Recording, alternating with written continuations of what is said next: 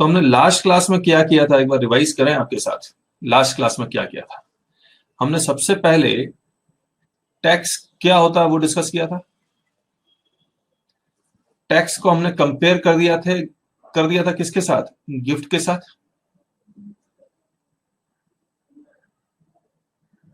और गिफ्ट आपने कहा था this is A voluntary payment. Tax आपने कहा था this is A compulsory payment.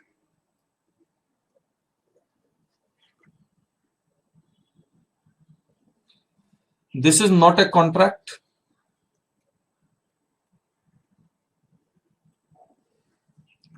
But Article 265, which binds all the citizens, it forces us to pay the tax to the government. और tax को किस तरह से गवर्नमेंट यूटिलाइज करती है वो तो गवर्नमेंट का राइट होता है, वो हम लोग नहीं बता सकते। वो तो सड़कों पे आके हम लोग आंदोलन करेंगे तो शायद गवर्नमेंट को हमारी बात समझ में आ जाए। और यहां पर टैक्स में मैंने बताया था there are two basis of taxation. First one is source basis which is the primary basis of taxation, and another one is resident basis. सबसे पहले ये अप्लाई करेंगे, उसके बाद ये अप्लाई करेंगे। और ये कौन सा बेसिस है, कंजम्पशन बेसिस। आप भी लिख के बता सकते हैं, ऐसा कुछ भी नहीं है, लेकिन हम लोग आपको याद करवा रहे हैं कि क्या क्या हम लोग पहले पढ़ा चुके हैं आपको। इसको देते वक्त दुख का एहसास होता है, टैक्स को देते वक्त, और गिफ्ट देते वक्त खुशी मिलती है। यही तो फर्क है। इसके बाद हमने किया था आपके साथ, बताइए क्या किया था। इसके बाद कौन सा टॉपिक किया था बताइए, फिर मैं लिखता हूं। टैक्स एक ऐसा सब्जेक्ट है जो हिस्ट्री से ज्यादा खतरनाक है। हिस्ट्री तो फिर भी याद रहता है, टैक्स आप हमेशा के लिए भूल जाते हैं। हिस्ट्री के ऊपर तो फिल्म भी बन सकती है, टैक्स के ऊपर कोई फिल्म नहीं बनती है। Sir income and profit same चीज है क्या? देखिए profit is a accounting word, और वो अकाउंटिंग पॉलिसीज के अकॉर्डिंग आप प्रॉफिट निकालते हैं। आपकी कंपनी की पॉलिसीज के अकॉर्डिंग आप प्रॉफिट निकालते हैं। आपको लगता नहीं हम कैपिटल एक्सपेंडिचर का रिडक्शन क्लेम करेंगे तो कर लीजिए, लेकिन इनकम टैक्स ऐसा होने नहीं देता। आप जो घूस देते हैं, ब्राइब, उसका आप खर्चा बुक करते हैं, पॉसिबल है, लेकिन इनकम टैक्स वो खर्चा बुक होने नहीं देता है ना। तो इनकम और profit academically theoretically are same, लेकिन जब आप अप्लाई करने जाएंगे तो इनकम टैक्स के रूल्स के अकॉर्डिंग आपको इनकम निकालनी पड़ती है। और अगर आप अकाउंटिंग प्रॉफिट निकालते हैं तो accounting rule, accounting standard apply होते हैं। इनकम टैक्स के अपने स्टैंडर्ड्स है, अकाउंट्स के अपने स्टैंडर्ड्स है।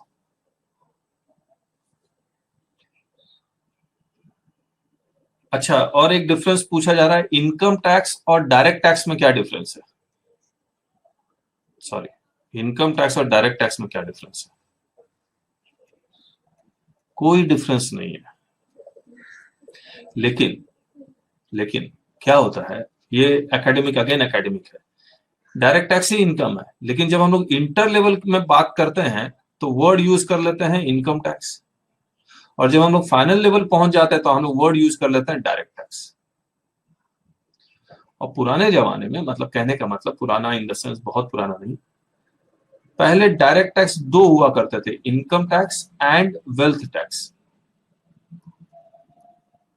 वेल्थ टैक्स को डिलीट कर दिया गया। जब वेल्थ टैक्स को डिलीट कर दिया गया तो इनकम टैक्स और डायरेक्ट टैक्स में कोई फर्क रहा नहीं, कोई फर्क रहा नहीं। और कोई डाउट? और कोई डाउट? और दूसरा, आपने पुराने लेक्चर्स जो हमने कल पढ़ाया था वो आप एक्सेस कर पाए, हाँ या ना?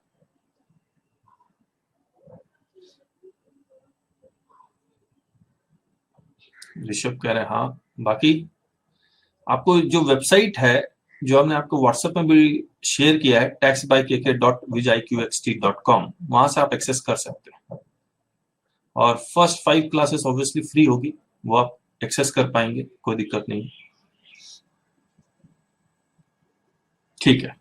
हाँ राज, आपने तो अटेंड कर ही लिया था, तो जो अटेंड नहीं कर पाए थे उनके लिए। अच्छा, इसके बाद हमने क्या किया था, चलिए टैक्स और गिफ्ट में डिफरेंस के बाद कौन सा डिफरेंस हमने किया था, फटाफट बताइए फटाफट। Direct tax and indirect tax में डिफरेंस किया था। Direct tax is a tax on, बताइए फटाफट बताइए। Direct tax is a tax on income, why लिख रहा हूं यानी कि इकोनॉमिक्स का शॉर्ट फॉर्म है। और indirect tax is a tax on, लिख के बताइए, एक्सपेंडिचर। बहुत अच्छा, बहुत अच्छा। बर्डन, पास्ट और नॉट पास्ट, नो। यहां बर्डन पास्ट, कैसे पता लगता है बर्डन पास हुआ या नहीं हुआ, कैसे पता लगता है बर्डन पास हुआ या नहीं हुआ? थ्रू इनवॉइस, कैसे पता लगता है? Through invoice.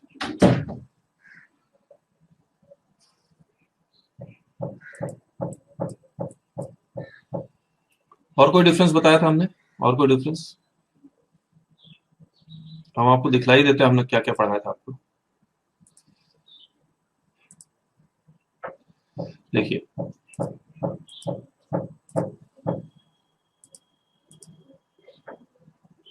Tax is paid directly to the government, tax is paid indirectly to the government. Basis of levy, source basis और रेजिडेंट बेसिस, ये कंजम्पशन प्रिंसिपल चलता है। और फिर हमने एक एग्जांपल ले लिया था और हमने कहा था आपको कि एक one person earns income in the previous year, SSC page tax on this income in the assessment year, यही तो बताया था हमने आपको।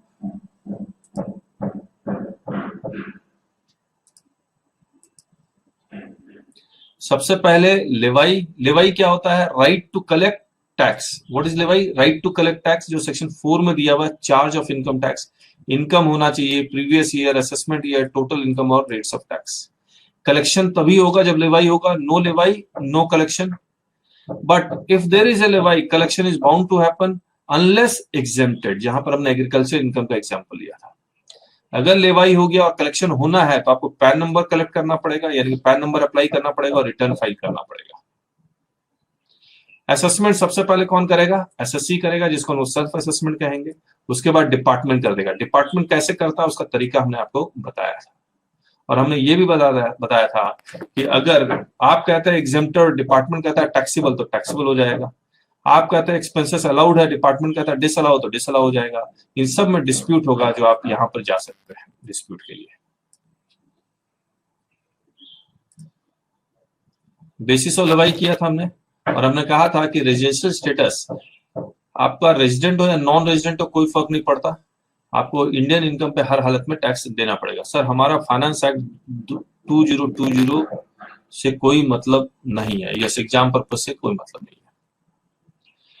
और अगर फॉरेन इनकम है तो रेजिडेंट टैक्स देता है, नॉन रेजिडेंट टैक्स नहीं देता है, और यहां पर डबल टैक्सेशन होता है। ये हमने कर चुके हैं। आज हम लोग को आपको concept of previous year, assessment year बताना है, डेफिनेशन ऑफ पर्सन बताना है, तो ये सब बताना है हमें आपको। ठीक है, तो मैं सबसे पहले आपके साथ कॉन्सेप्ट ऑफ प्रीवियस ईयर और असेसमेंट ईयर करूंगा। ऐसा तो आप लोग बहुत कुछ जानते होंगे, लेकिन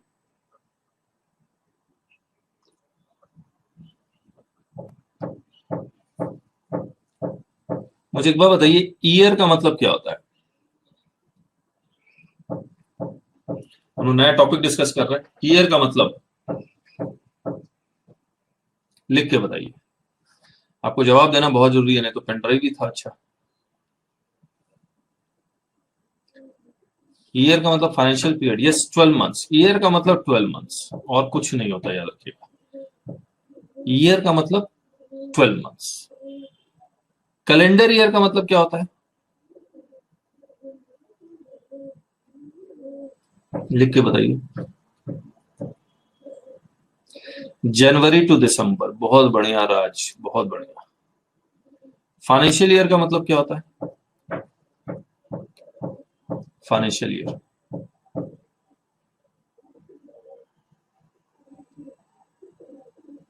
अप्रैल टू मार्च,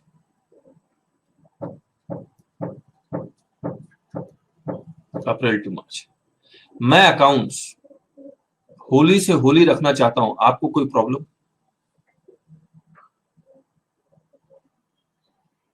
बाकी होगा। मैं अपना अकाउंट्स दिवाली से दिवाली रखना चाहता हूं, आपको कोई प्रॉब्लम? मैं अपना अकाउंट्स हिंदी कैलेंडर के न्यू ईयर के बेसिस पर रखना चाहता हूं, आपको कोई प्रॉब्लम? मैं अपना अकाउंट्स गुजराती कैलेंडर के बेसिस पे यानी गुजराती न्यू ईयर के बेसिस पर रखना चाहता हूं, आपको कोई प्रॉब्लम? मैक्सिमम यूरोपियन कंट्रीज अपना अकाउंट्स जनवरी से दिसंबर चलाती है, कोई प्रॉब्लम?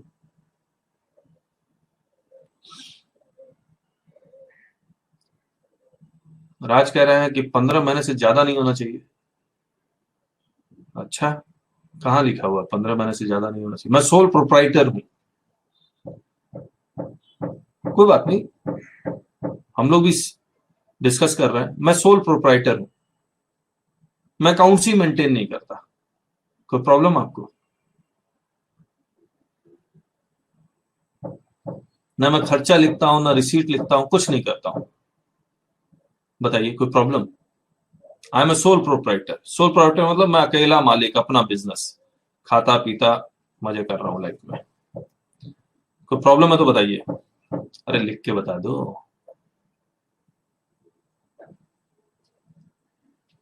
सोल प्रोप्राइटर का मतलब तो समझ गए, कोई प्रॉब्लम नहीं है ना?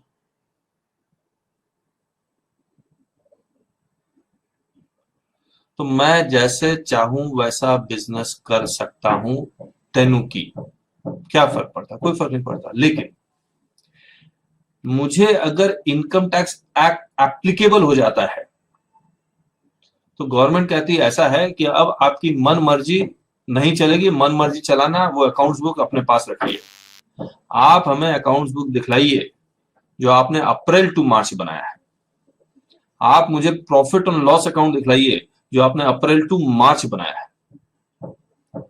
तो मुझे इनकम टैक्स अगर एप्लीकेबल हो जाता है और मुझे टैक्स देना है तो मुझे अपना अकाउंट्स यानी कि प्रॉफिट और loss account for the period, ऐसे लिखते हैं आप, फॉर द पीरियड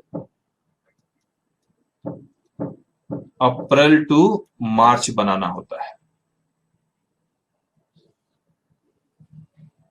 आपने अकाउंट्स भी किया होगा, अकाउंट्स में देखिएगा जनवरी टू दिसंबर वाला भी किया होगा आपने, है ना? तो मुझे अपना accounts for the period April to March, ये इनकम टैक्स में लिखा हुआ है। और इनकम टैक्स वालों ने क्या किया, इस अप्रैल टू मार्च का नाम चेंज कर दिया और लिखा previous year.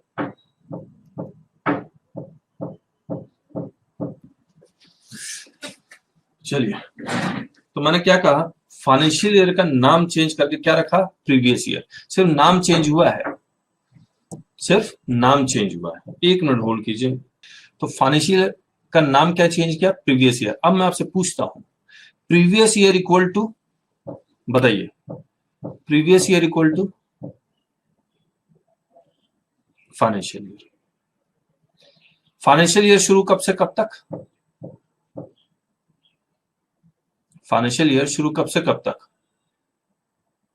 April to March. Previous year शुरू कब से कब तक,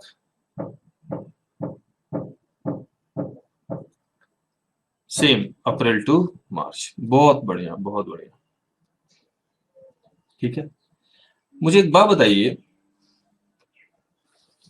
एक मिनट होल्ड कीजिए। हेलो, ऊपर है क्या? अच्छा ठीक।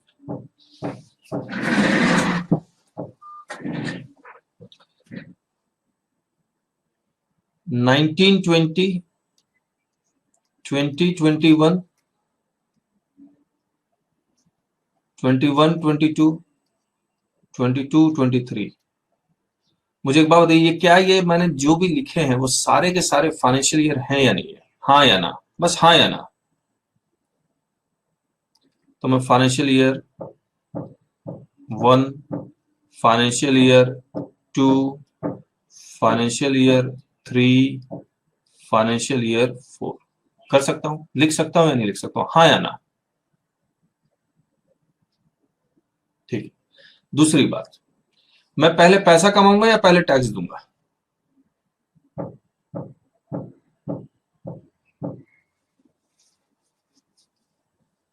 पहले पैसा कमाएंगे।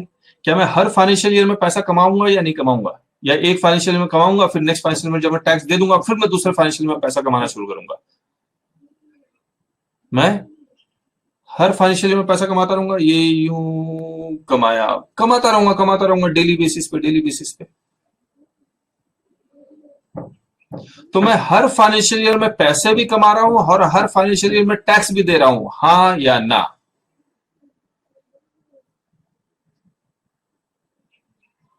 ठीक है। अब मैं ये कहूं, मैं जिस फाइनेंशियल ईयर में पैसा कमाऊंगा उसको मैं प्रीवियस ईयर कहूंगा, आपको कोई प्रॉब्लम? मैं जिस फाइनेंशियल ईयर में पैसे कमाऊंगा उस फाइनेंशियल ईयर में उस उस फाइनेंशियल ईयर को प्रीवियस ईयर कहूंगा, करेक्ट? यस। तो मैं क्या लिख रहा हूं, previous year equal to financial year, hello, previous year equal to financial year in which income is earn. सही बात। Previous year equal to financial year in which income is earn. अब मैं आपसे पूछूं प्रीवियस ईयर क्या होता है, तो आप क्या कहेंगे? तो मोस्ट ऑफ द स्टूडेंट्स कहते हैं sir previous year is that year in which income is earn. गलत हो जाएगा। ऋषभ बंसल पूछ रहे हैं कि सर फाइनेंशियल ईयर को ही प्रीवियस ईयर। मैंने आपको शुरुआत में क्या बताया कि आप कैसे भी अकाउंट्स बनाए कोई प्रॉब्लम नहीं है, गवर्नमेंट कुछ भी नहीं बोलती, लेकिन इनकम टैक्स आपको फोर्स कर रहा है कि आपको जो अकाउंट्स इनकम निकालना है वो फाइनेंशियल ईयर के बेसिस पे ही निकालना है। इसीलिए फाइनेंशियल ईयर को ही प्रीवियस ईयर कहा गया। और इनकम टैक्स अगर फोर्स कर दे नहीं नहीं जनवरी टू दिसंबर निकालना है, तो मैं कैलेंडर ईयर को प्रीवियस ईयर बोलने लगूंगा। तो फिलहाल यही रूल है, ठीक है। और गवर्नमेंट के पास ये प्रपोजल है प्रपोजल, जहां पर वो चाहती है कि जनवरी टू दिसंबर कर दें। और जनवरी टू दिसंबर जो बाहर के लोग हैं, यूरोपियन कंट्री हैं, यूएसए है, वो तो जनवरी टू दिसंबर ही रखती है ना। और इनफैक्ट ये इंग्लैंड का कॉन्सेप्ट है अप्रैल टू मार्च, 31 मार्च खत्म, फिर अप्रैल फुल डे टैक्स देना शुरू करो। तो इंग्लैंड में उन्होंने क्या किया, अप्रैल टू मार्च इसलिए लिखा क्योंकि उनका ना क्रिसमस खराब हो रहा था जनवरी टू दिसंबर से, और हमने उन्हीं को ही, अंग्रेज थे, हमने कॉपी पेस्ट कर लिया और हमारा होली खराब हो रहा है ना। तो गवर्नमेंट इसीलिए चाहती है हम जनवरी टू दिसंबर करें। तो लेकिन ये अभी तक हुआ नहीं इम्प्लीमेंट, जब होगा तब देखेंगे। अब मैं आपसे फिर से पूछ रहा हूं, क्या ये यहां पर आपको कोई भी दिक्कत प्रीवियस ईयर? अब मैं जब भी आपसे डेफिनेशन पूछूंगा तो आप यही कहेंगे प्रीवियस ईयर इक्वल टू इस फाइनेंशियल को खा मत जाना, previous year equal to year मत लिखना। अब मैं जैसे ही आप previous year equal to year लिखेंगे, मैं calendar year, Holi to Holi, Diwali Diwali, मैं कुछ भी समझने लगूंगा। You don't do that. Previous year equal to financial year in which income is earned. Previous year equal to financial year in which income is earned. Equal to financial year इसको भूलिएगा मत। अब मुझे एक बात बताइए, ये प्रीवियस ईयर में आपने पैसा, अगर मैंने यहां पर प्रीवियस ईयर लिखा है तो इसका मतलब क्या हुआ? 1920 के नीचे मैंने प्रीवियस ईयर लिखा है, इसका मतलब क्या हुआ? मैं प्रीवियस ईयर 1920 में पैसे कमा रहा हूं, इसका मैं टैक्स कब दूंगा? प्रीवियस ईयर 1920 का टैक्स मैं कब दूंगा? फाइनेंशियल ईयर 2 में।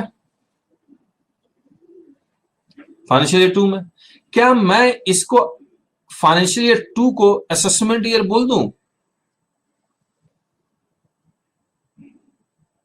बोलो, बोल दूं? अब मैं बताइए, इस फाइनेंशियल ईयर 2 में पैसा कमाऊंगा या नहीं कमाऊंगा, हाँ या ना? तो मैं इसको प्रीवियस ईयर भी बोलूंगा, तो ये प्रीवियस ईयर 2021 का मैं टैक्स कब दूंगा? असेसमेंट ईयर 21-22 में। फिर मैं यहां प्रीवियस ईयर में पैसे कमाऊंगा तो मैं असेसमेंट ईयर 22-23 में टैक्स दूंगा, है ना। और नाम क्यों चेंज करना पड़ा, नहीं तो मैं financial year 1, financial year 2, financial year 3, financial year 4 बोलता रहता है। तो गवर्नमेंट ने कहा नाम ही चेंज कर दो। क्या नाम चेंज कर दो, जिस फाइनेंशियल ईयर में आप पैसे कमाते हैं उसको प्रीवियस ईयर, और जिस फाइनेंशियल ईयर में टैक्स देते हैं उसको असेसमेंट ईयर। तो मैं लिख सकता हूं assessment year equal to what, financial year. कौन सा फाइनेंशियल ईयर, कौन सा financial year in which tax is paid.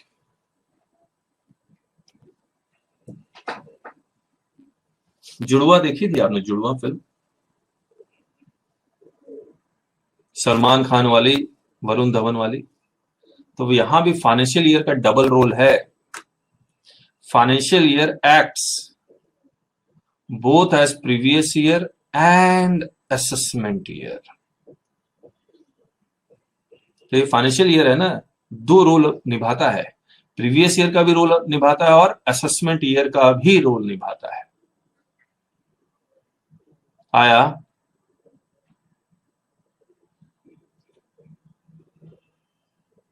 चलिए, अब हमने क्या किया, हमने क्या किया, चलिए बहुत हद तक छिप गया। मान लीजिए क्वेश्चन में ये लिखा हुआ compute total income and tax for assessment year 2021 and assessment year 21-22। क्या मतलब हो रहा है बताइए। Compute total income and tax for assessment year 2021, इसका मतलब क्या हुआ, बस इसी का मतलब बताइए।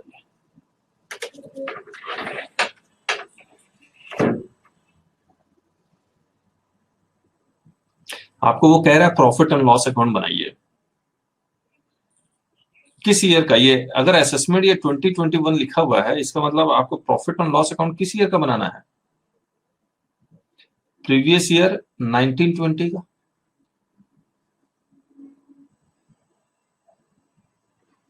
अगर वो ये कह रहा है compute total income and tax, सिर्फ लिखने का तरीका है, लेकिन आपको जितना भी कंप्यूटेशन करना है वो प्रीवियस ईयर का करना है, जिस ईयर में आप पैसे कमाते हैं। असेसमेंट ईयर में तो उस प्रीवियस ईयर के कमाए हुए पैसे पे आप टैक्स देते हैं। तो आपको असेसमेंट ईयर 21-22 का बताइए, ये कौन सा प्रीवियस ईयर का कह रहा है निकालने के लिए, 2021 का कह रहा है। Correct correct. अब मान लीजिए लिखा हुआ sales on 15/11/2019 2 lakh,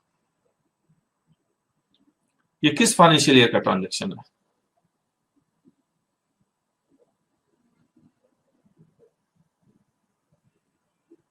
nineteen twenty का। सेल्स ऑन 17 दिसंबर 2020, ये किस ईयर का ट्रांजेक्शन है।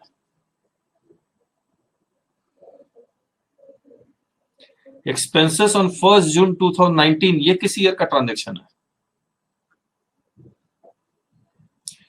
और एक्सपेंसेस ऑन 17 अगस्त 2020, ये किस ईयर का ट्रांजेक्शन है, 2021 का। तो अगर मुझे अगर प्रॉफिट ऑन लॉस अकाउंट बनाना हो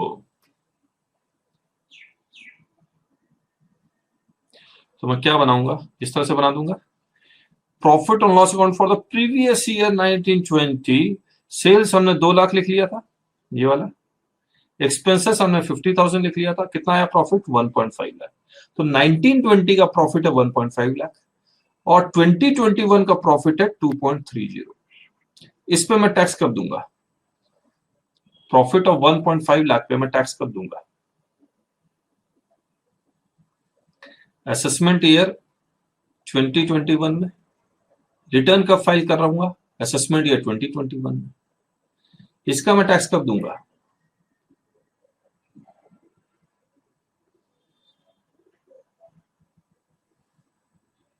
असेसमेंट ईयर 21-22 में। आया।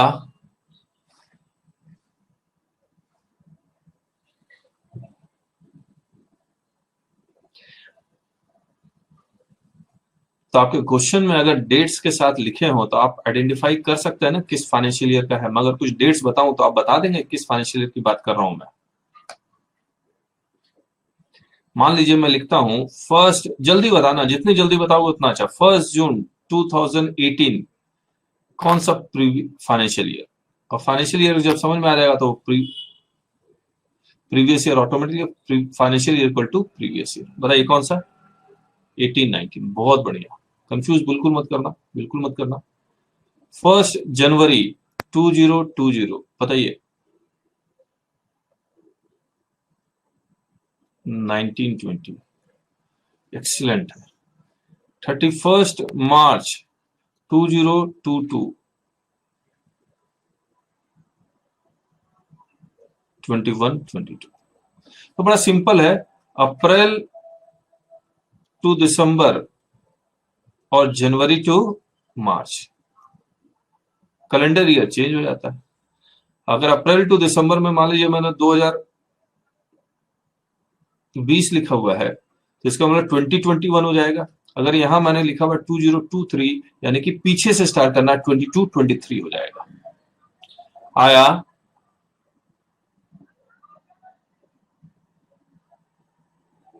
चलिए, और जब भी मैं पूछूं आया तो इसका मतलब मैं क्या पूछ रहा हूं, समझ में आया। तो आप आया भी लिख सकते हो या ए लिख दो तो मुझे समझ में आएगा आप आया लिख रहे हैं, है ना। तो सब हम लोग एक साथ एक ही सुर में हम लोग गाना गा सकते हैं। फिर अगर ये प्रीवियस ईयर 18-19 है तो इसका असेसमेंट ईयर क्या होगा, बताएंगे आप?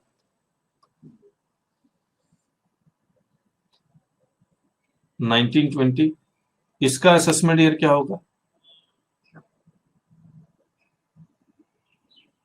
2021। और इसका असेसमेंट ईयर क्या होगा? 22-23।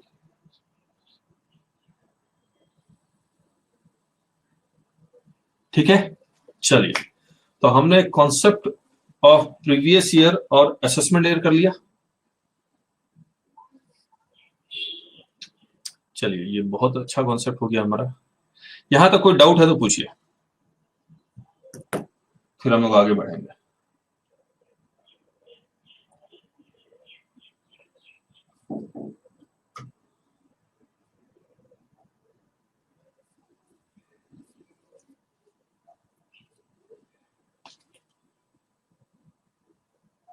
चलिए फिर करें आगे।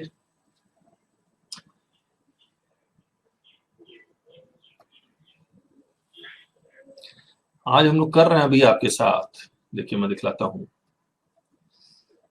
ये सब हो गया, डेफिनेशन ऑफ पर्सन करेंगे आपके साथ, ठीक। और फिर डेफिनेशन ऑफ एसएससी भी करेंगे। मैं आपसे पूछता हूं एक बात, मैं इस वर्ष को हटा देता हूं।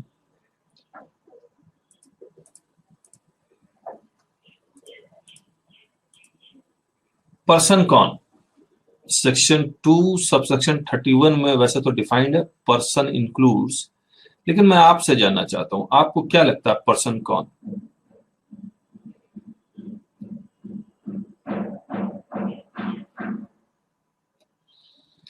आप लिखना शुरू करें, पर्सन कौन?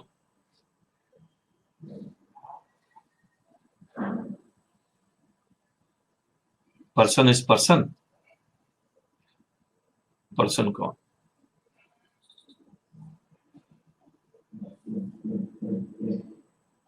Tax payer is the person. तो बेचारा वो माइनर चाइल्ड जो अभी अभी जन्म लिया है वो पर्सन नहीं है।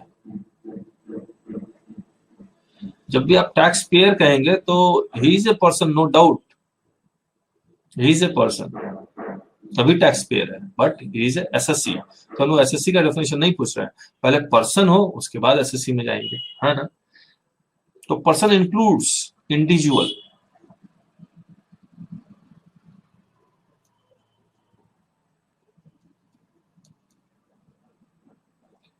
दूसरा है एचयूएफ।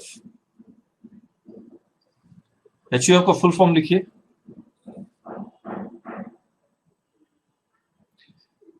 Hindu undivided family. याद रखिएगा ये Hindu undivided family is a concept, इसको रिलीजन से कोई मतलब नहीं है। हिंदू अनडिवाइडेड फैमिली, इसको रिलीजन से कोई मतलब नहीं है। करेक्ट है? अब एक मिनट होल्ड कीजिए।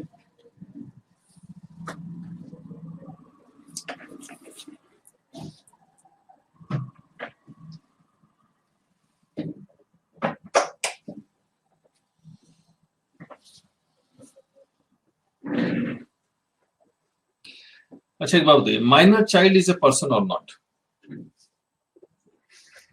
Minor child is a person or not? हाँ या ना?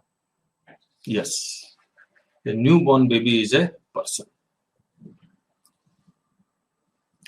हिंदू अनडिवाइडेड फैमिली अभी कैसे होता है ये भी बताएंगे आपको। कंपनी, इंडियन कंपनी या फॉरेन कंपनी या दोनों? इंडियन कंपनी या फॉरेन कंपनी या दोनों? Both, correct. Fourth, partnership firm equal to LLP. Limited liability partnership income tax में भी उसको फर्म ही बोलते हैं। Fifth, association of person, association of persons oblique body of individuals।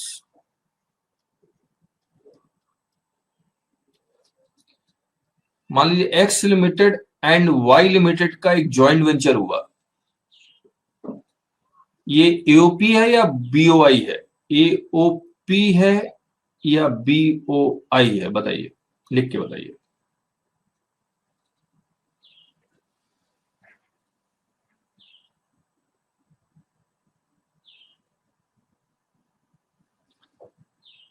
NGOs, non government organization, society, ये AOP है या BOI है? बीओआई। तो बॉडी ऑफ इंडिविजुअल्स में सिर्फ इंडिविजुअल्स होते हैं, तो इससे एनजीओज और सोसाइटी में कंपनीज नहीं होते हैं, सिर्फ इंडिविजुअल होते हैं, इसीलिए बॉडी ऑफ इंडिविजुअल्स। और अगर कंपनी के अलावा कोई और आ जाता है तो उसको हम लोग एसोसिएशन ऑफ पर्सन बोलते हैं। Sixth, local authority.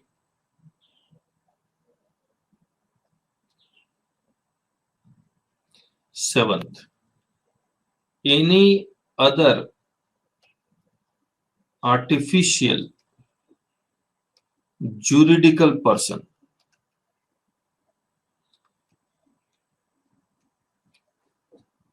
Any other artificial juridical person, juridical से ही पता लग रहा है जिसको कोर्ट रिकॉग्नाइज करता है कि ये पर्सन है तो पर्सन है। और जो पहले 7 कैटेगरीज में फॉल नहीं करेगा वो 7th कैटेगरी में फॉल कर जाएगा, इसीलिए वर्ड क्या लिखा हुआ है? इंक्लूड्स। मुझे एक बात बताइए, यूनिवर्सिटी क्या है?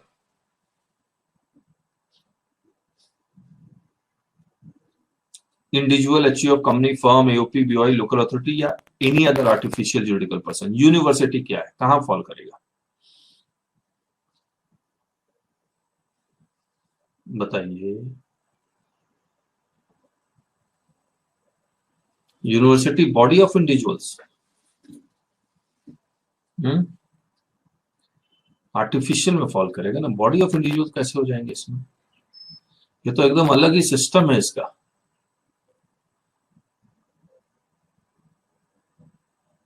तो यूनिवर्सिटीज आर सेटअप, तो ये सोसाइटी ये सब नहीं होती है, एनजीओज नहीं होते हैं। यूनिवर्सिटी तो पैसे भी कमाती है। अब एक एक करके बात करते हैं। सबसे पहले, इंडिविजुअल का मतलब जिंदा आदमी या मरा हुआ आदमी? आईसीएआई क्या होगा, आप बताइए।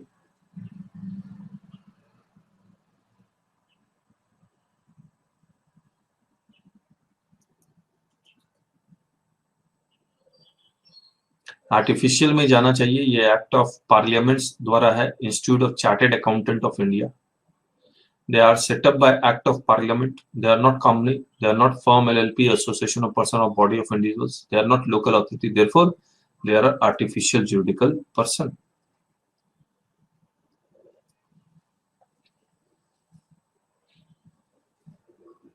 अच्छा, अब मैं जो पूछ रहा था, इंडिविजुअल का मतलब जिंदा आदमी या मरा हुआ आदमी?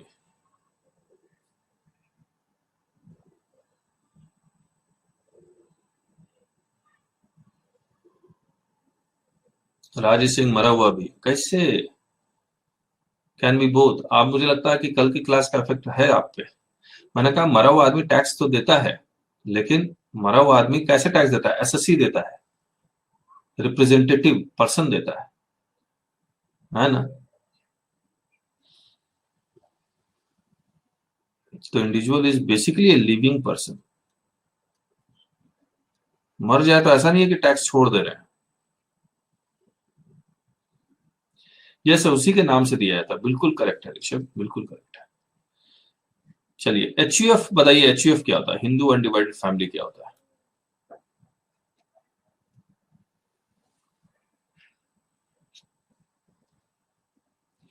हिंदू अनडिवाइडेड फैमिली कैसे क्रिएट होती है? How they are created? HUF कैसे क्रिएट होती है? फैमिली बिजनेस, ओके, थ्रू करता, ओके।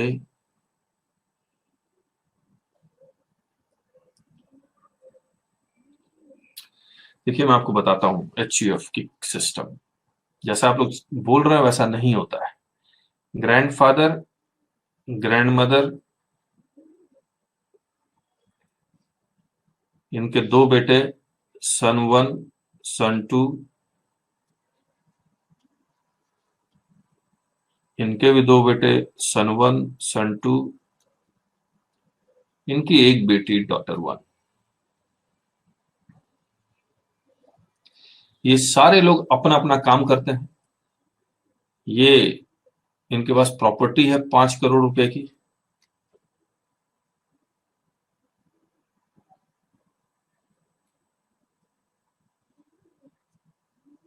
इनके पास प्रॉपर्टी है 5 करोड़ रुपए की, जिसे इनकम आ रही है 5 करोड़ रुपए साल का, या इनकम आ रही है 50 लाख रुपीज साल का। कौन देगा टैक्स?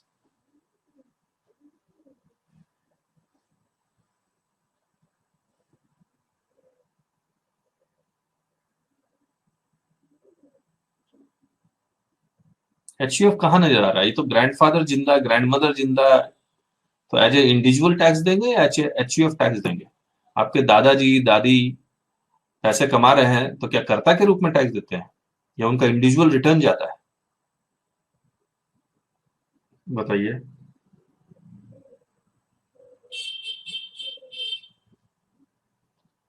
लिख के बताइए। आप अपने घर के आसपास अगल बगल देखेंगे, आपको आंसर मिलेगा। एज ए इंडिविजुअल ही तो जाएगा।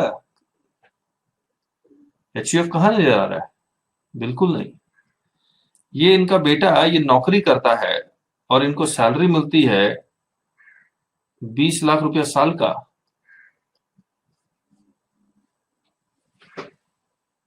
तो ये भी एज ए इंडिविजुअल जाएगा। सन 1, सन 2 ये अपना बिजनेस करते हैं और प्रॉफिट कमाते हैं 10 लाख रुपया, ये अपना इंडिविजुअल देगा। ये भी अपना प्रॉफिट कमा रहा है 2 लाख रुपया, ये भी अपना इंडिविजुअल देगा, ये भी अपना इंडिविजुअल देगा, ये भी। आपको फैमिली मेंबर होने से एचयूएफ नहीं क्रिएट होता इनकम टैक्स में, याद रखिएगा। बिल्कुल नहीं होता है।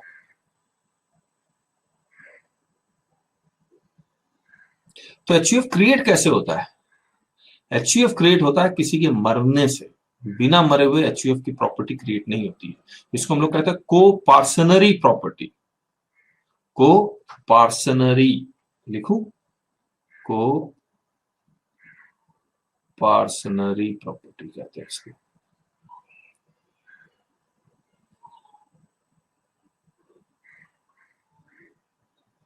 ठीक है। जॉइंट प्रॉपर्टी, तो इन्होंने, ग्रैंडफादर ने, दादाजी ने मेहनत करके प्रॉपर्टी खरीदी है,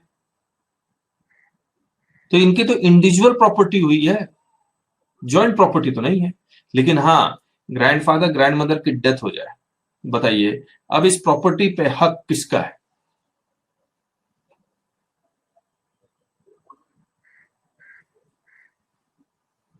किसका है हक? ग्रैंडफादर ग्रैंडमदर का डेथ हो गया, इनके बच्चों का हक है। अरे बोलो। करेक्ट। क्या इस प्रॉपर्टी में पोतों का भी हक है, या पोतियों का भी हक है? हाँ या ना? यस, है। बिल्कुल है, बिल्कुल है, इसमें कहीं कोई डाउट नहीं है। तो अगर इनकी डेथ हो जाती है तो ये एक एचयूएफ बन जाता है, जिसमें 5 लोग हैं। कितने लोग हैं? 5 लोग, 5 मेंबर्स। अब इस प्रॉपर्टी से 50 लाख रुपीस इनकम आ रही है, 50 लाख। कौन देगा टैक्स? कौन देगा टैक्स? बोलिए।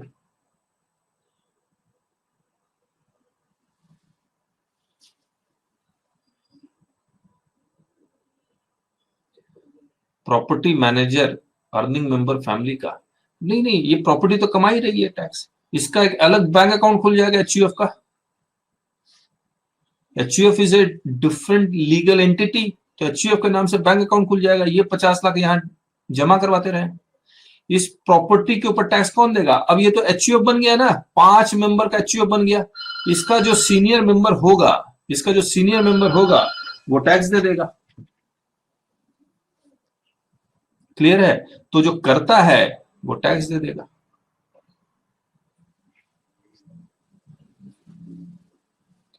अब मुझे एक बात बताइए, क्या जिंदा रहते एचयूएफ क्रिएट होगा या मरना पड़ेगा?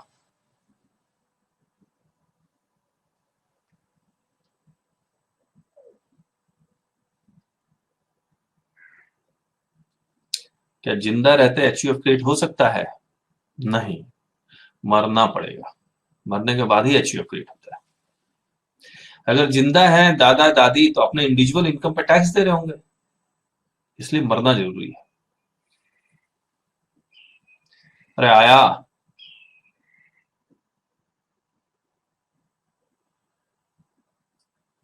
करेक्ट।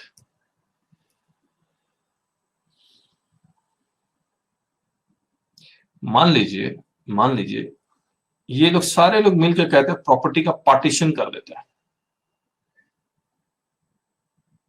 प्रॉपर्टी का पार्टीशन कर देते हैं। कितने की प्रॉपर्टी बताई मैंने? 5 करोड़ की। अगर दादाजी विल लिख के नहीं गए हैं तो प्रॉपर्टी पार्टीशन होगी। पहले 2.5 करोड़, 2.5 करोड़, फिर 2.5 करोड़ 2 पार्ट में डिवाइड हो जाएगी, 1.25, 1.25, और ये 2.5 बेटी को मिल जाएगा। तो दादा की प्रॉपर्टी में, दादा दादी की प्रॉपर्टी में पोतों का हिस्सा कंपलसरी है। ये हिंदू सक्सेशन एक्ट में लिखा हुआ है। आया?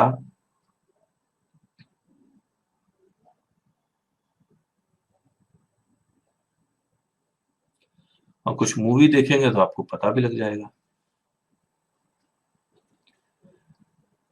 अच्छा, राज कह रहे हैं क्या सर फिर ये जब पार्टीशन हो गया तो एचयूएफ खत्म?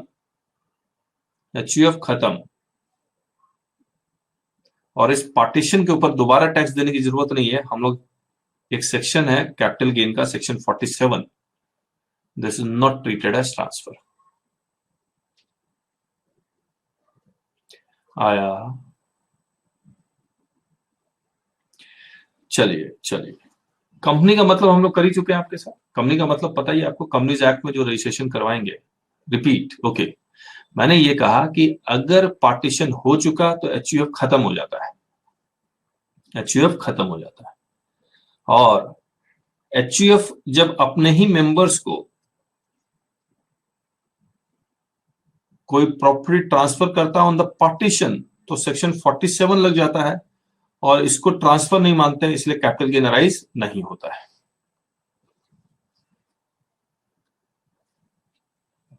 इसलिए कैपिटल गेन अराइज नहीं होता है।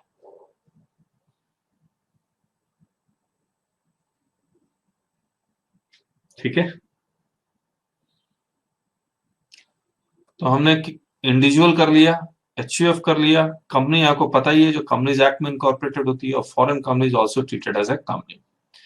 फर्म कैसे क्रिएट होता है जरा बताएंगे आप? फर्म, फर्म कैसे बनता है?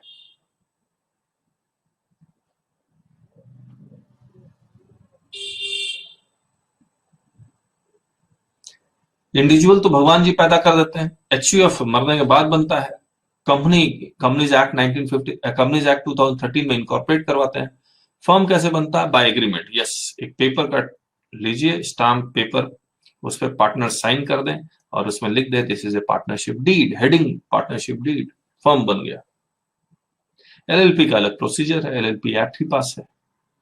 Now what is association of person और बॉडी ऑफ इंडिविजुअल्स? तो जितने भी सोसाइटीज हैं, एनजीओज हैं, ट्रस्ट हैं, ये सब एसोसिएशन ऑफ पर्सन या बॉडी ऑफ इंडिविजुअल्स है। और हम लोग ये कहते हैं एओपी क्या, बोला एओपी वो जो इंडिविजुअल नहीं, एचयूएफ नहीं, कंपनी नहीं, फर्म नहीं, वो एओपी। फिर से बोलूं, एओपी क्या? मान लो joint venture between two companies, ये क्या है? वैसा ये इंडिविजुअल है? नहीं है। क्या ये एचयूएफ है? नहीं है। क्या ये कंपनी है? नहीं है। ये फर्म है? नहीं है। तो ये क्या है? Association of person. अब मैं आपसे एक बात पूछता हूं,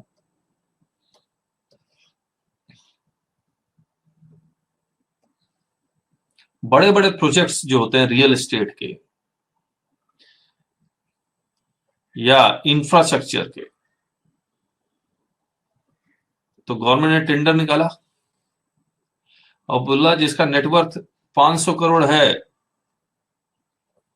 वही इसको टेंडर भर सकता है, वही इस प्रोजेक्ट को ले सकता है। ये कंपनी का टर्न नेटवर्थ था 300 करोड़, इसका था 200 करोड़, बोला दोनों मिल जाते हैं। दोनों मिल गए और टेंडर भर दिया, कंडीशन सेटिस्फाइड। अब ये मान लीजिए फ्लाईओवर का प्रोजेक्ट है जिसमें 1000 करोड़ रुपया का वर्थ है, मतलब 1000 करोड़ का काम है। अब मुझे एक बात बताइए, ये 1000 करोड़ में प्रॉफिट होता है मान लीजिए 10 करोड़ रुपया, एज्यूम। ये 10 करोड़ किसने कमाए? एक्स लिमिटेड ने कमाए, वाई लिमिटेड ने कमाए, या दोनों ने मिल के कमाए?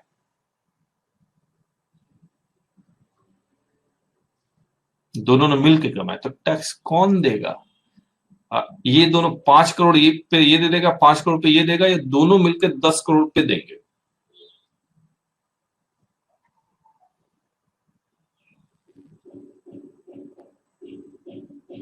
लिख के बताइए। दोनों मिलके 10 करोड़ पे देंगे, बिल्कुल सही। दोनों मिलके 10 करोड़ पे दे देंगे, हो गया, है ना? अब मुझे एक बात बताइए, कितने पर्सन नजर आ रहे हैं आपको इसमें?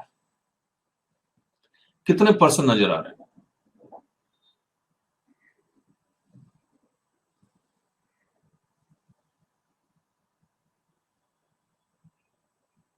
राज कह रहे हैं एक, ऋषभ भी कह रहे हैं एक। कैसे? मुझे तो 3 नजर आ रहे हैं, मुझे 3 नजर आ रहे हैं। एक्स लिमिटेड अपने इनकम पे टैक्स दे रहा होगा, वो अपना भी तो काम कर रहा होगा। वाई लिमिटेड अपना काम पे अपने अपना रिटर्न भर रहा होगा। ये दोनों ने मिलकर ये 10 करोड़ कमाए तो इसका रिटर्न अलग जाएगा। तो how many person are there? 3। आया? 10 करोड़ के लिए तो एक ही है। मान लीजिए ए बी दोनों नौकरी करते हैं, 5-5 लाख रुपया सैलरी है। इन दोनों ने मिलकर एक बिजनेस चलाया और पार्टनरशिप फर्म बना ली। कितने पर्सन नजर आ रहे हैं आपको? और फर्म से इनकम हुई है 2 लाख, कितना आए? 3 नजर आए ना? ए अपना रिटर्न भरेगा, ए मिस्टर बी अपना रिटर्न भरेगा, और फर्म ए और बी दोनों मिलकर चला रहे हैं तो ये फर्म का अपना अलग रिटर्न जाएगा। सिमिलरली यहां भी हमने वही बात की, एक्स लिमिटेड का अपना बिजनेस का अपना रिटर्न भर रहा होगा, वाई लिमिटेड अपना बिजनेस का अपना रिटर्न भर रहा होगा, दोनों ने मिलकर एक इनकम कमाई है, तो वो एक्स लिमिटेड और Y limited will file return as an association of person. X Limited will file return as a company. Y Limited will file the return as a company. But X Limited and Y Limited का joint venture, they will file the return as an association of persons. आया?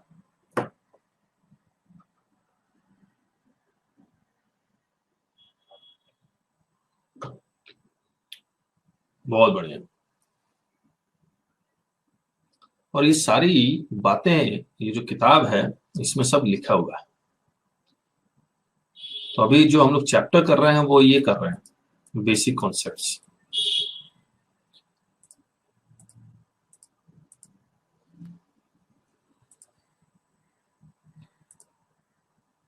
ये देखिए, ये basic concept. ये देखिए, tax and GST,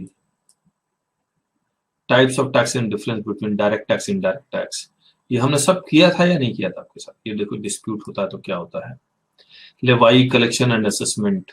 तो जो भी इस किताब में लिखा हुआ है, source basis, residence basis, slab rate अभी हमने करवाया नहीं है आपके साथ, कॉन्सेप्ट ऑफ इनकम करवाना है आपको,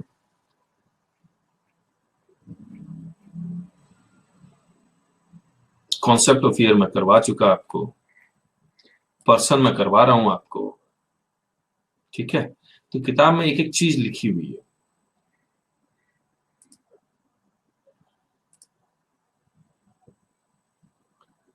लोकल अथॉरिटी यानी कि म्युनिसिपल कॉर्पोरेशन ऑफ दिल्ली, आप जिस सिटी में हैं वहां भी होगा, तो ये local authority are basically municipal authorities, cantonment board, ये सब होता है।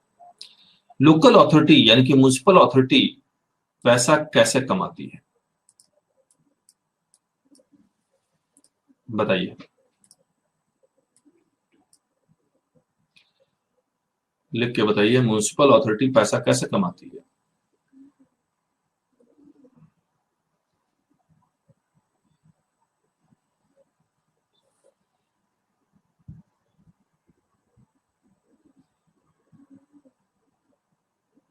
गवर्नमेंट टैक्स का पैसा देती है ना?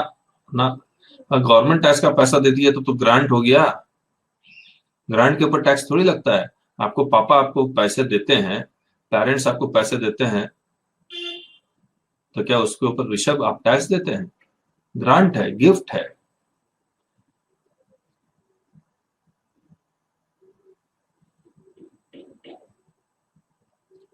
म्युनिसिपल अथॉरिटी नया नया सेटअप हुआ, उसके पास प्रॉपर्टी कहाँ है जो किराए पे देगा? अच्छा, आप लोग प्रॉपर्टी टैक्स का नाम सुना है? प्रॉपर्टी टैक्स, अच्छा छोड़िए इसको, प्रॉपर्टी टैक्स। म्युनिसिपल अथॉरिटी, आप जिस भी सिटी में हैं वहां पर, वहां के लोकल अथॉरिटी का नाम बताइए। दिल्ली में जैसे एमसीडी है, म्युनिसिपल कॉर्पोरेशन ऑफ दिल्ली,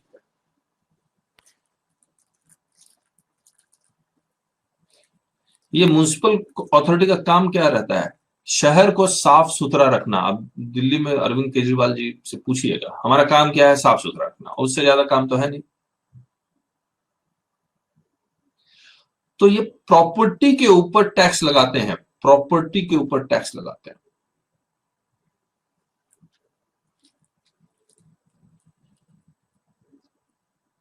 ठीक है। इसी से वो पैसा कमाते हैं।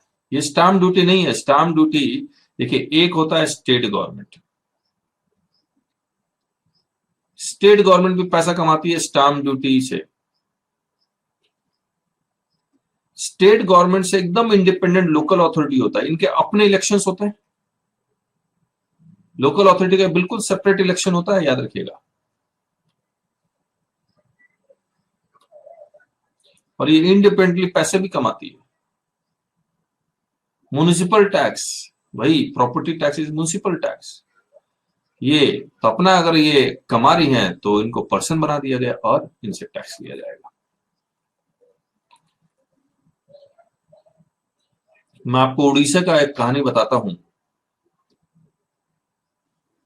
आप बताइए। उड़ीसा के बंदे ने क्या किया, उसके पास बिजनेस था, प्रॉपर्टी थी, वो सारा बिजनेस और प्रॉपर्टी, उनके घर में एक लक्ष्मी जी थी, उनके नाम पे प्रॉपर्टी खरीदता था। तो लक्ष्मी जी के नाम पे प्रॉपर्टी खरीदी, लक्ष्मी जी के नाम पे बिजनेस करता था और करोड़ों करोड़ों रुपया कमाता था।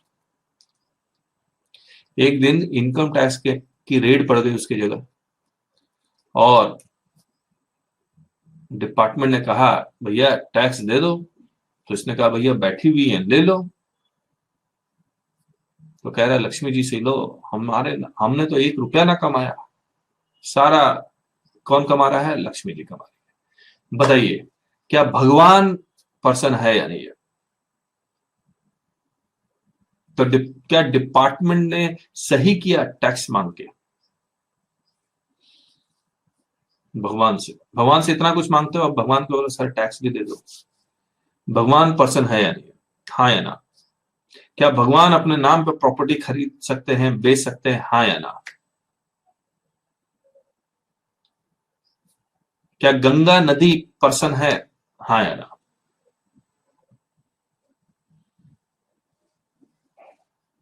बिल्कुल है, बिल्कुल है। आप है ना गूगल करिए एक बार, देखिए नाम क्या कहता है, any other artificial juridical person, जिसको कोर्ट रिकॉग्नाइज कर लेता है वो पर्सन हो जाता है। यूपी में गंगा को पर्सन मान लिया गया, उसके अपने राइट्स हैं गंगा नदी के। भगवान भी पर्सन है, गूगल करके देखिएगा, है ना? तो भगवान के नाम पे अगर आप चोरी करने की कोशिश करेंगे तो इनकम टैक्स तो कम से कम नहीं करने देगा। आया?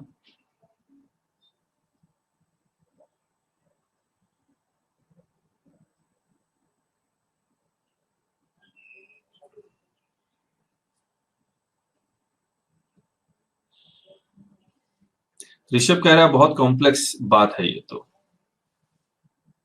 कॉम्प्लेक्स तो है, अब क्या करें, लोगों ने तरीके निकाले हुए हैं तरह तरह से टैक्स बचाने के, तो गवर्नमेंट ने उस लूप होल को तो प्लग करेगी ना कहीं ना कहीं से, तो इसीलिए किया गया है। अब आपको बस यही है कि दिमाग में बैठा लीजिए कि ऐसा होता है। लोग तरह तरह के हैं इस दुनिया में।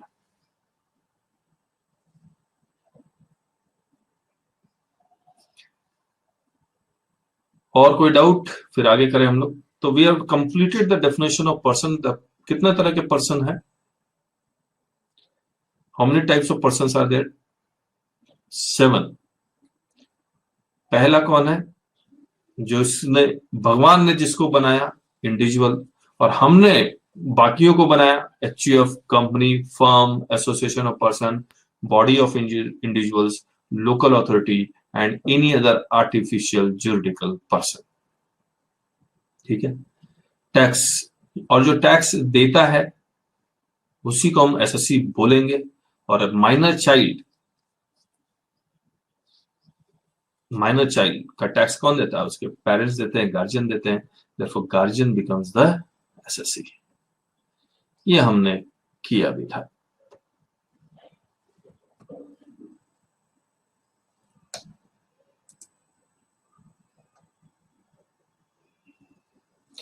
एनिमल्स आर नॉट पर्सन, याद रखिएगा, एनिमल्स आर नॉट पर्सन।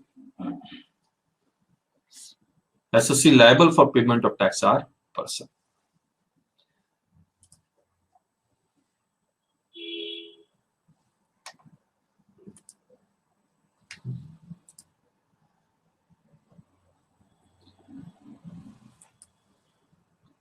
अब हम लोग को करना है स्लैब रेट।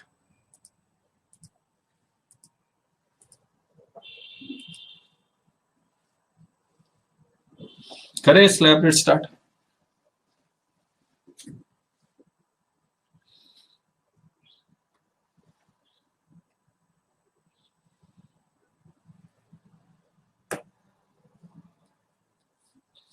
राज पूछ रहे कि क्या डॉग के नाम पे प्रॉपर्टी खरीद ही नहीं पाओगे?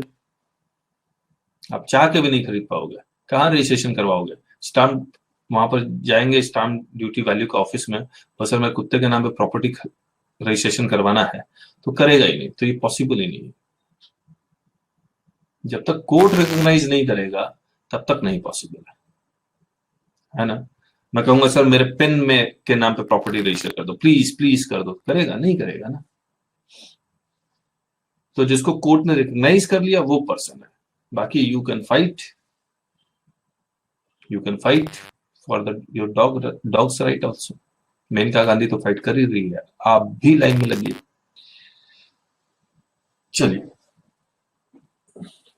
अच्छा एक बात बताइए, स्लैब रेट और फ्लैट रेट में फर्क क्या है? स्लैब रेट और फ्लैट रेट में फर्क क्या है? लिख के बताइए।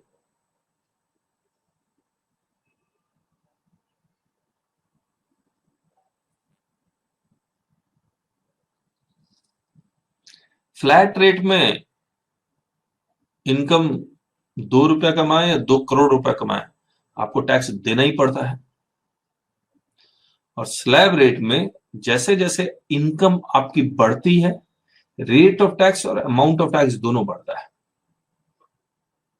और up to 2.5 lakh tax is zero. Up to 2.5 lakh tax is zero. ये 2.5 लाख की फिगर कहां से आई वो सोचते हैं पहले। मुझे एक बात बताइए, सच बताइएगा, आप अपने पेरेंट्स के पास जाते हो, फादर या मदर के पास, ऐसे करके, ये दिखाई दे रहा है, हाँ ऐसे करके चुल्लू भर ऐसे बना लेते हो, बोला सर कुछ दे दो कुछ दे दो, मांगते हो, पैसे मांगते हो, पॉकेट मनी तो ऐसे ही मांगते हो ना, यूं करके, हाँ या ना?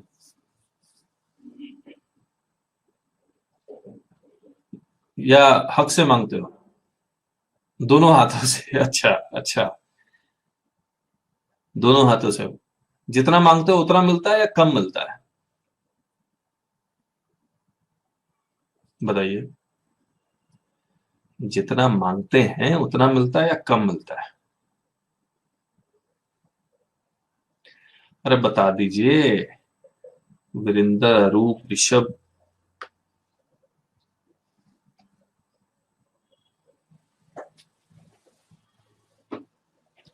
कम मिलता है।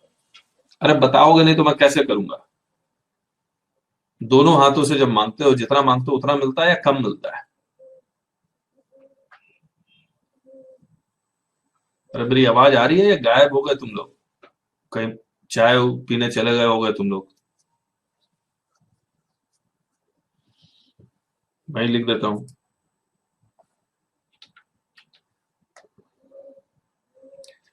वीरेंद्र कम कह रहा है, चलिए।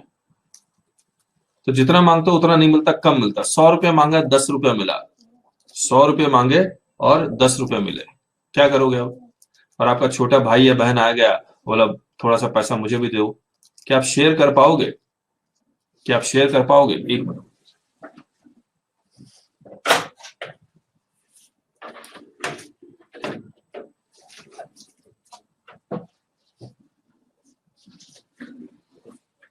नहीं कर पाएंगे शेयर, बोलते मेरा पेट तो भर ही नहीं रहा है। मेरा पेट तो भर ही नहीं रहा है, मैं दूसरों का पेट कैसे भरूंगा? वही हाल टैक्स का भी है। टैक्स आप तभी दे पाएंगे जब आपका पेट भर जाएगा, उसके बिना तो आप टैक्स दे नहीं पाएंगे। अब मुझे एक बात बता दीजिए कि आपको एक सिंगल बंदे को जिंदा रहने के लिए, सुख शांति जीवन व्यतीत करने के लिए, बिना लग्जरी के लिए, आपको पर मंथ में कितना दे दूं? ओके, तो मैं आपको पर मंथ कितना दे दूं कि आपका काम चल जाएगा, बताइए।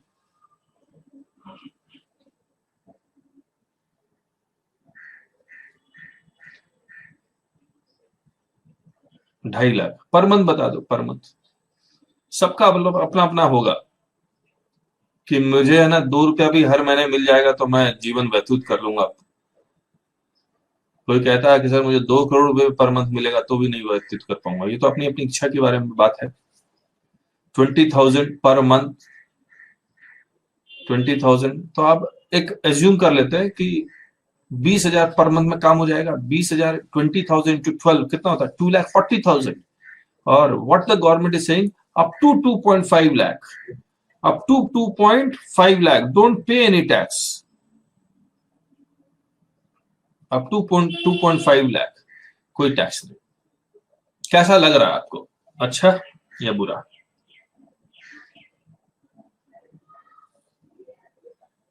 2.5 लाख तक कोई टैक्स नहीं, लेकिन अगर आप 2.5 लाख से ऊपर कमाओगे तो हम छोटा सा शेयर मांगेंगे मांगेंगे।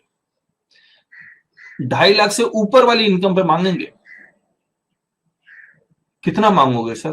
बोला 5%।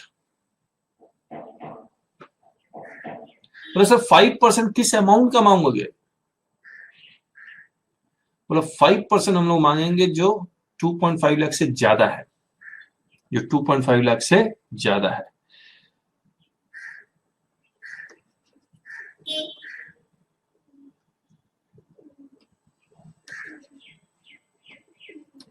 ये हट क्यों नहीं आ गया? अच्छा, जो 2.5 लाख से ज्यादा है ना? मान लीजिए आपकी इनकम है 3 लाख,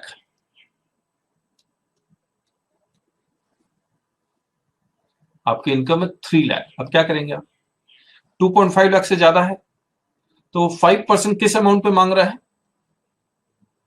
जो 3 लाख रुपए से ज्यादा है, 3 लाख रुपए से कितना ज्यादा है? मतलब 3 लाख में 2.5 लाख माइनस कर दूंगा, यानी कि 5% ऑफ 50,000, ये कितना आएगा? 2500। आप फिर से स्लैब देख लीजिए। अब मैं आपसे पूछूं 2,60,000 पे टैक्स बताइए, 2,60,000 पे फटाफट बताइए।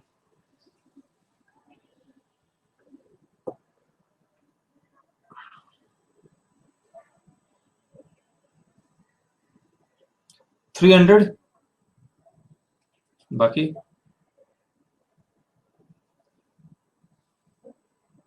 वीरेंद्र 300 कैसे आया जरा बताएंगे आप?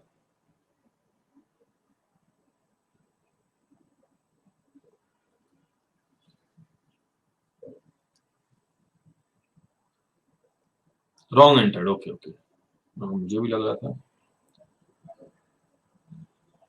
बताइए।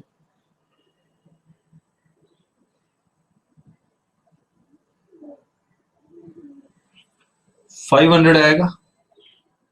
कैसे कैलकुलेट किया 500?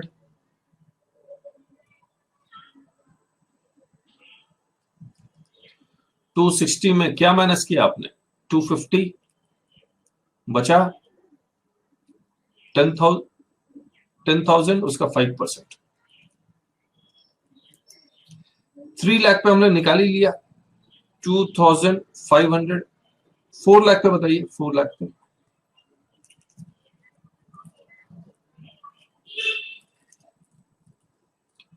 4 लाख पे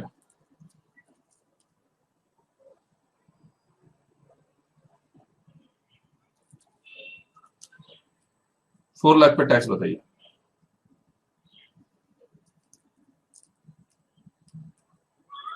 सबसे पहले देखिए ये 4 लाख क्या 2.5 लाख और 5 लाख के बीच में है या नहीं है?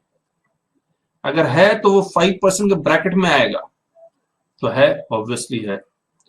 तो 4 लाख में मैं सबसे पहले 2.5 लाख माइनस कर दूंगा, बचेगा कितना? 1.5 लाख।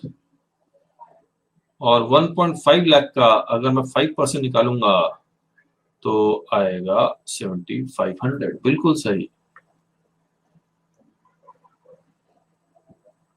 है ना? 5 लाख पे निकालिए कितना टैक्स बनता है? 5 लाख पे टैक्स बताइए कितना बनता है?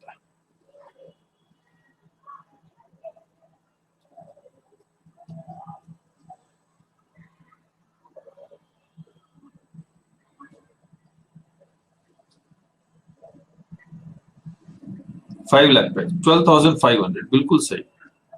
हमने क्या किया, पहले 2.5 लाख माइनस कर दिया, बचा 2.5 लाख, इसका हमने 5% निकाल दिया। तो ये 5 लाख पे 12,500 आएगा, इसको याद कर लीजिएगा। अब देखिए ये फिर नेक्स्ट स्लैब रेट ये कहता है कि अगर आपकी income exceeds 5 lakh and up to 10 lakh, तो आपका जो टैक्स बनेगा, वो 20% बनेगा। ह्यूज जंप है।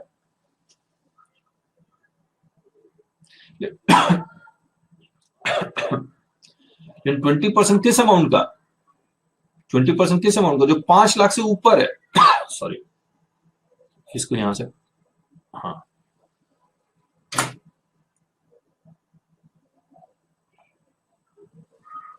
जो 5 लाख से ऊपर की इनकम कमाएंगे तो उस पर 20%।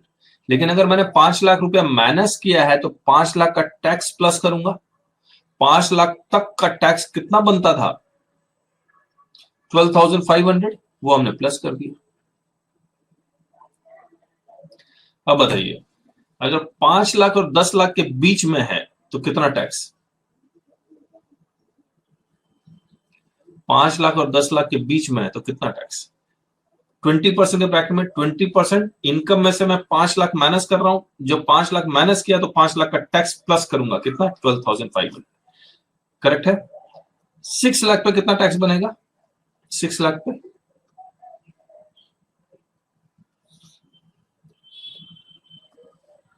बिल्कुल सही बोल रहे हैं। 6 लाख पे मैं सबसे पहले 5 माइनस करूंगा, कितना आएगा? 1 लाख। इसमें मैं 20% लगाऊंगा, कितना आएगा? 20,000। और अगर मैंने 5 लाख माइनस किया है तो 5 लाख का टैक्स मैं प्लस करूंगा, तो ये आएगा 32,500। बिल्कुल सही, आप लोग तेज हैं, तेज हैं आप लोग। 9 लाख के बताइए। माइंड पे कैलकुलेट हो जाएगा, है ना? 9 लाख पे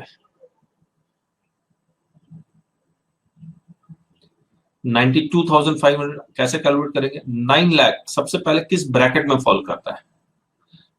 5 और 10 के बीच में। बहुत बढ़िया। 5 और 10 में रेट क्या है? 20% है। फॉर्मूला क्या है? पहले मैं 9 लाख में 5 लाख माइनस कर दूंगा, 4 लाख। 4 लाख का 20% 80,000 प्लस 12,500, तो ये 92,500 आएगा। 10 लाख पे बताइए। 10 लाख पे कितना टैक्स?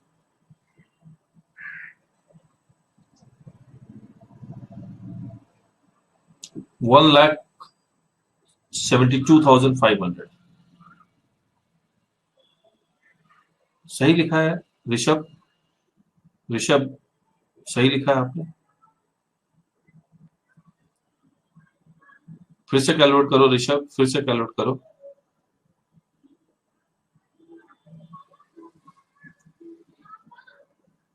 Rishabh calculate again. इतना नहीं आएगा, 172।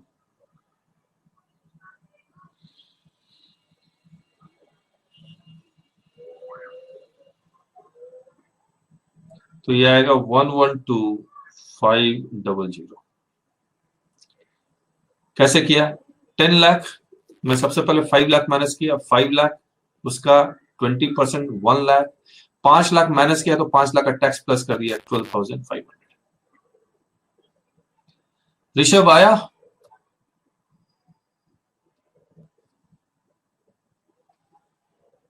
चलिए अब नेक्स्ट। अगर आप 10 लाख से ज्यादा पैसे कमाते हैं, एक्सीडिंग 10 लाख, तो आपको टैक्स देना पड़ता 30%। लेकिन 30% किस अमाउंट का? जो 10 लाख से ऊपर है। तो मैं उस इनकम में से 10 लाख पहले माइनस करूंगा, और अगर 10 लाख माइनस किया है तो 10 लाख का टैक्स 1,12,500 होता है, वो प्लस कर दूंगा।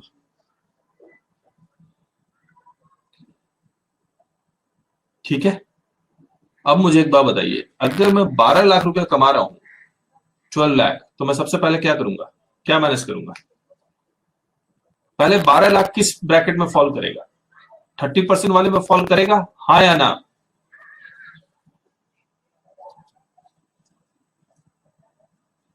Yes, yes. तो उसमें मैं 10 लाख माइनस कर दूंगा, बचेगा कितना? 2 लाख। 2 लाख का 30%,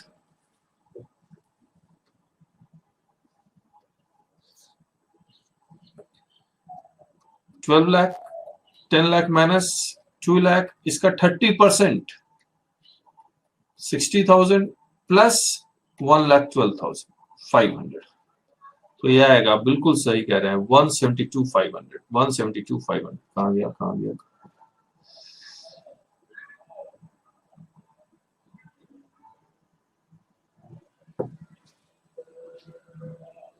ठीक है। तो ये स्लैब रेट की कहानी हो गई। Up to 2.5 lakh nil, 2.5 to 5 lakh 5%, 5 to 10 20%, exceeding 10 lakh is 30%। अब मुझे एक बात बताइए, क्या जिनकी उम्र 60 साल हो गई है उनसे टैक्स लेना चाहिए या छोड़ दें?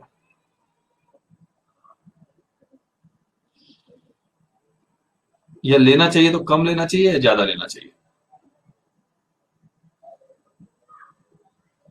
कम लेना चाहिए। तो उन्होंने कहा कि ऐसा करते हैं, रेसिडेंट, अच्छा, ये कम लेना घर वालों को बेनिफिट दें या बाहर वालों को बेनिफिट दें? जो इंडिया में रहते हैं उनको बेनिफिट दें, जो या बाहर रहते हैं उनको बेनिफिट दें?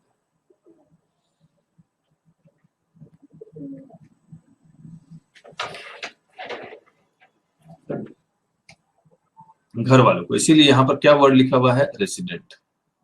सीनियर सिटीजन, सीनियर सिटीजन की उम्र 60 to 80, 60 साल से 80 साल। 60 साल कब काउंट करेंगे, 60 इयर्स कब, बोले जिस प्रीवियस ईयर की इनकम निकाल रहा है उस प्रीवियस ईयर में 60 इयर्स होना चाहिए। बिल्कुल सही, प्रीवियस ईयर में।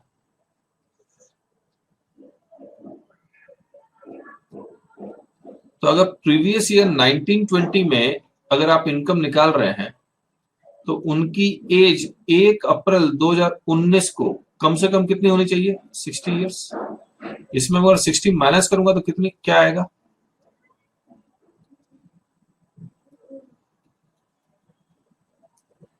तो जिनका डेट ऑफ बर्थ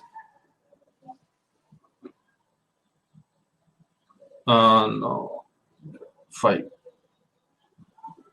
ठीक है ना, तो जिनका डेट ऑफ बर्थ ऑन और आफ्टर 1 अप्रैल 1959 है, उनकी एज प्रीवियस ईयर 1920 में 60 इयर्स हो गई, और 60 इयर्स हो गई तो ये बेनिफिट मिलेगा।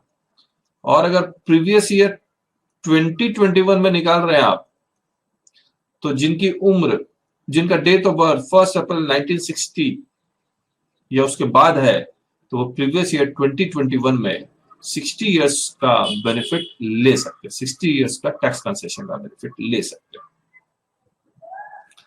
अब मुझे एक बात बताइए आप,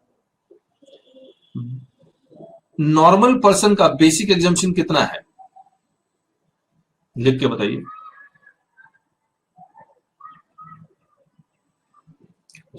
2.5 लाख, छोटा भी लिख दो, कोई दिक्कत नहीं है। बोला आप 2.5 लाख तक आपको कोई टैक्स नहीं देना, लेकिन उससे ऊपर कमाओगे तो खाओ पियो मौज करो।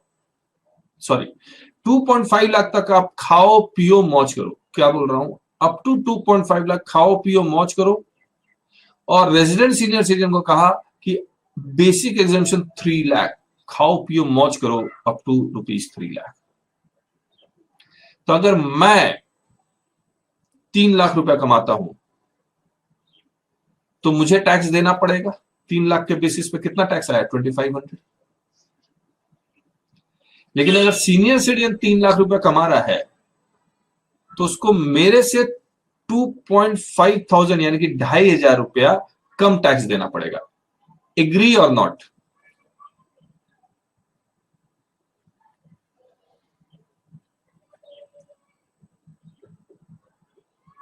ठीक है। अब मुझे एक बात बताइए, 2,60,000 रेजिडेंट सीनियर सिटीजन का टैक्स कितना बनेगा, नील। 3 लाख पे नील। 4 लाख पे कितना बनेगा, 4 लाख पे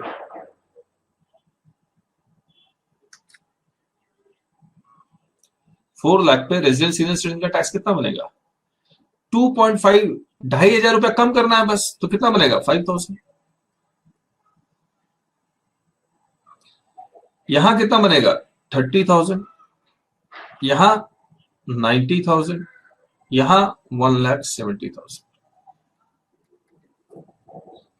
तो इनका दूसरा स्लैब रेट याद करने की जरूरत नहीं है, सिर्फ यही स्लैब रेट याद करिए अपना वाला, और जो भी टैक्स आता है उसमें 2.5 के माइनस कर दीजिए।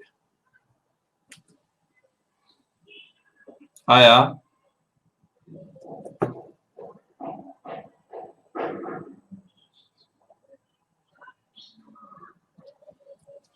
अब जो रेजिडेंट सुपर सीनियर सिटीजन है, जिनकी उम्र अबव एटलीस्ट 80 ईयर्स है,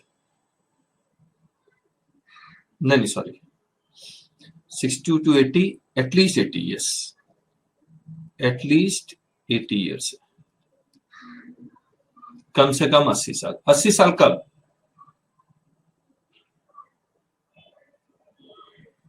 80 ईयर्स कब, जिस प्रीवियस ईयर में आप पैसा कमा रहे हैं उस प्रीवियस ईयर में आपको देखना होगा। वैसे ही जैसे 60 ईयर्स का हमने 80 ईयर्स माइनस 60 ईयर्स माइनस करके निकाला था, वैसे 80 ईयर्स माइनस करके निकालेंगे। इनके लिए बेसिक एग्जाम्पशन है 5 लाख। इनके लिए बेसिक एग्जाम्पशन कितनी है, 5 लाख। अगर मैं 5 लाख कमाता हूं तो मुझे कितना टैक्स देना बताइए?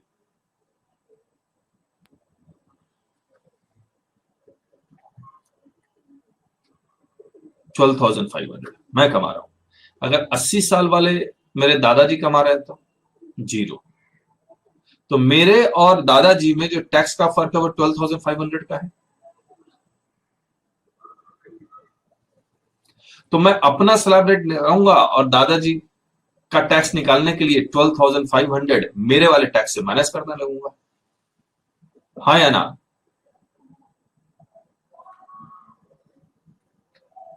चलिए, 2,60,000 रेजिडेंट सीनियर सिटीजन, बताइए कितना टैक्स? नील। 3 लाख नील। 4 लाख नील।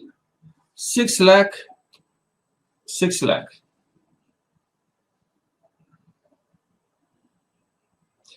32,500 में 32,500 में 12,500 माइनस करूंगा तो ये आएगा 20,000। यहां 80,000 और यहां 1,60,000।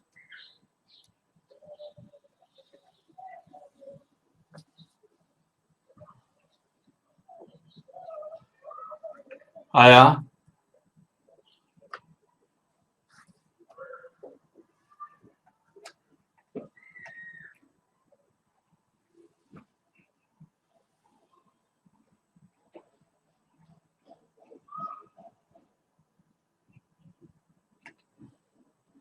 तो ये बेसिक कॉन्सेप्ट्स, अर्न इनकम, पे टैक्स,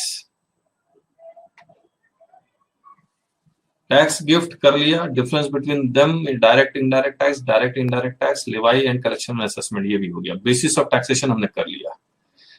स्लैब रेट ये हमने आपको आज बता दिया। ये दूसरा मेथड है। ये दूसरा मेथड आपको करना है तो कर लीजिएगा। ये ब्रैकेट खोल देंगे तो ये वाला शुरू हो जाएगा। ठीक है, तो इसको भूल जाइए, बस यही वाला मेथड कीजिए। ये एग्जांपल्स हमने सारे किए आपके साथ, आपको ये करना है। ठीक है, लेकिन ये बताने से पहले मैं आपसे कुछ और चीजें पूछ लेता हूं, उसके बाद आप ये सॉल्व करेंगे। मुझे एक बात बताइए, ये बेनिफिट हमने रेजिडेंट सीनियर सिटीजन को दिया, रेजिडेंट सुपर सीनियर सिटीजन को दिया, करेक्ट है? लेकिन अगर नॉन रेजिडेंट सीनियर सिटीजन होगा तो उसका टैक्स क्या बनेगा? ये कॉलम, ये कॉलम, ये कॉलम। नॉन रेजिडेंट अगर होगा तो पहला कॉलम वाला टैक्स बनेगा, दूसरा बनेगा या तीसरा बनेगा? सेम एज नॉर्मल, यानी कॉलम 1 वाला बनेगा अगर नॉन रेजिडेंट है, तो याद रखिएगा ये बेनिफिट सिर्फ और सिर्फ रेजिडेंट के लिए ही है। अब आप क्या कीजिए, ये आपको सॉल्व करना है। ठीक है, कुछ लोगों के पास किताब है, कुछ लोगों के पास नहीं है, तो आप इसकी आप फोटो खींच लीजिए। कैमरा लीजिए यूं और इसकी फोटो खींच लीजिए और इसको सॉल्व करने के बाद मुझे व्हाट्सएप कर दीजिएगा।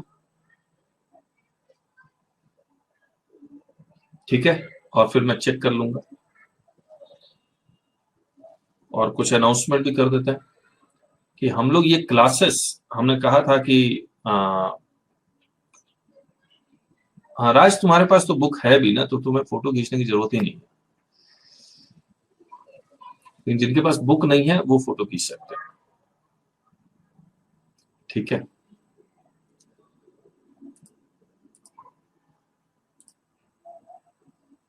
हाँ हाँ, सॉल्यूशन आप मुझे व्हाट्सएप कर दीजिएगा, सॉल्यूशन व्हाट्सएप कर दीजिएगा। अब मैं आपको दिखला देता हूँ, 5 क्लासेस हमने फ्री की हुई है। तो ये सारा, अब जिसको ज्वाइन करना है, कुछ स्टूडेंट्स ज्वाइन कर चुके हैं लेकिन बाकी स्टूडेंट्स को ज्वाइन करना है, तो मैं आपको कैसे करेंगे वो बता देते हैं। ये हमारी वेबसाइट है taxbykk.com। यहाँ के प्रोडक्ट्स में जाके ऑनलाइन लाइव क्लासेस में जाना है आपको, और सीए इंटर, सीएमए इंटर, जिस भी कोर्स में है आप वहां क्लिक कर लीजिए और यही एक विंडो खुलता है, याद रखिएगा, income tax live classes. Clear है? फिर ये 6000 फीस है। फर्स्ट 10 एनरोलमेंट के लिए 2500 ऑफ है, और इसको यहां क्लिक कर लीजिए। जब आप इसको क्लिक करते हैं तो ये 6000 की फीस 3500 हो जाएगी। और मैंने आपको बताया था कि मैं इसके साथ आपको पेन ड्राइव दूंगा जिसकी वैलिडिटी 6 मंथ है। आप हमारे देखिएगा, वैलिडिटी 6 मंथ पेन ड्राइव की बहुत कॉस्टली है, लेकिन यहां पर आपको 3500 में मिल रहा है। बाय टिकट्स और नेक्स्ट नाम लिखिएगा। कई तरह के पेमेंट गेटवेज भी है इसमें। और कोई डाउट है या कुछ आपको पूछना है तो आप मुझसे पूछ सकते हैं।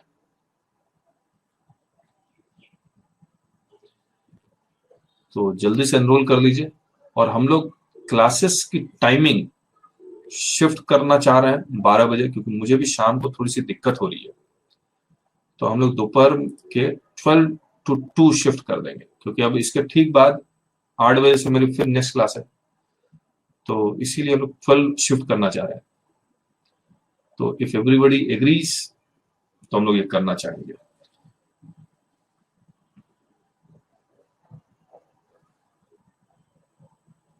चलिए बाकी बता दीजिए। बाकी 12 डन। बाकी लोग भी बता दीजिए। 12 is perfect. Virendra is saying not possible for me. Okay, और बाकी?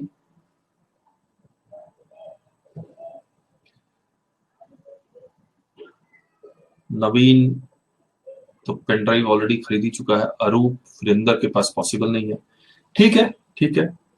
तो जितने लोग कर सकते हैं उतना अच्छा है। और हम लोग Monday to Friday daily classes लेंगे। Monday to Friday daily classes, Saturday Sunday classes नहीं लेंगे। वीरेंद्र, आप मेरे से एक बार बात कर लीजिएगा। पेन ड्राइव चलेगा, कोई बात नहीं। ये जो लाइव क्लासेस हम लोग रिकॉर्ड कर रहे हैं ना, उसको हम लोग अपलोड कर दिया करेंगे गूगल ड्राइव में। आप डाउनलोड करते रहिएगा और देखते रहिएगा। That is possible.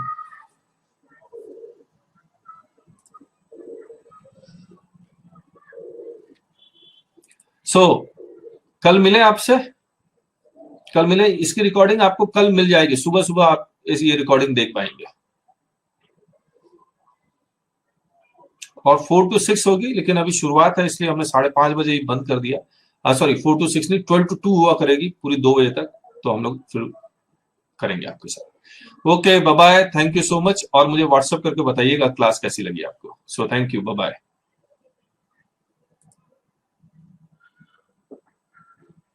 कल 12 बजे, करेक्ट, कल 12 बजे। Tomorrow 12 o'clock, tomorrow 12 o'clock।